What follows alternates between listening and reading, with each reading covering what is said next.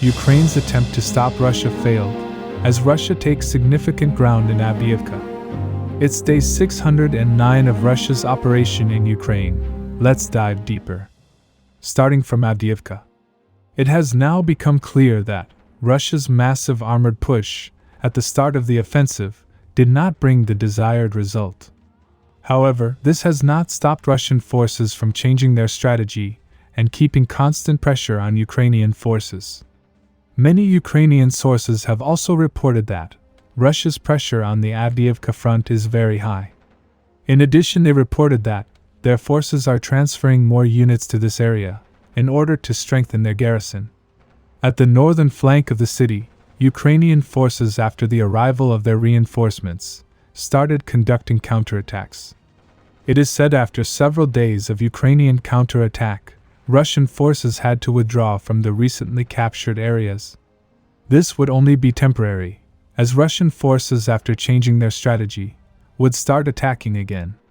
As a result of the Russian attacks on this area for several days, they were able to take this area under their control.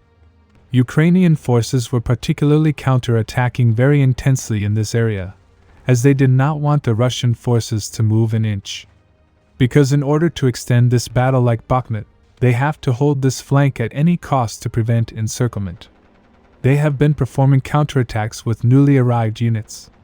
In fact, we have seen many of the videos of Ukrainian tanks attacking Russian positions in this area. Just a little southwards, Russian forces, after being pushed back from the important heights by Ukrainian forces, were trying to recapture it again.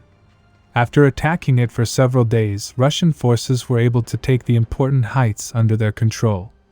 This was visually confirmed by the drone video of the Russian flag flying at the important height.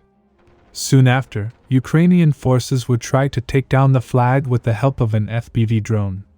Russian sources reported that Ukraine's attempts have failed. Ukrainian sources have also acknowledged the loss of the heights by saying that the height advantage because of the drone has become minimal, so loss of this height will have only a small effect on their forces. Now at the south of the city, even after the fierce fighting, only small frontline changes were noted. At the west of Robotyne, Russian forces are attacking along the road. It is reported that they were able to take this area under their control. In addition, they continue to attack Ukrainian positions in several areas. Now moving to the Robotyne sector. Against the backdrop of Avdiivka and Kherson region, it seems like Ukrainian counteroffensive in this area has stopped. But that is not the case. Ukrainian forces are continuing their operation in this sector. Their main focus remains the Verbove. Russian sources reported that Ukrainian forces, taking advantage of the fog, tried to sneak on Russian positions. Latest report says 2 groups with support of Bradley's launched the attack on Russian positions. However, they did not succeed, as they were pushed back after the firefight. In addition, Russian source reported that Ukraine is remotely mining areas around Verbove. So Russian sapper units are working very intensely. For the past couple of days, Ukrainian shelling on Verbove has increased. Russian sources say Ukraine is going to level the settlement, just like Robotyne. Speaking of Robotyne, Ukrainian forces are trying to advance on Kopani by attacking it from multiple areas.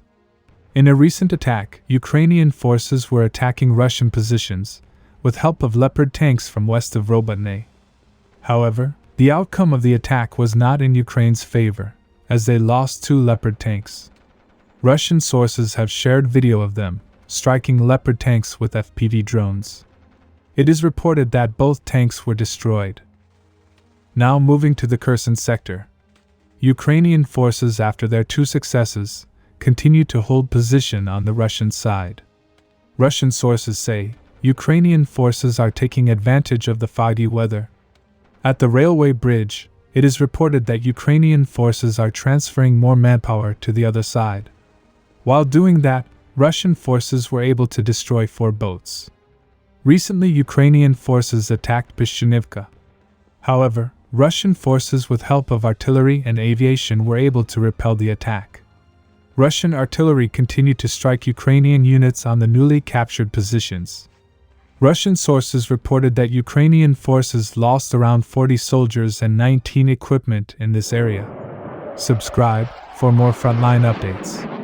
Let me know your thoughts in the comments down below.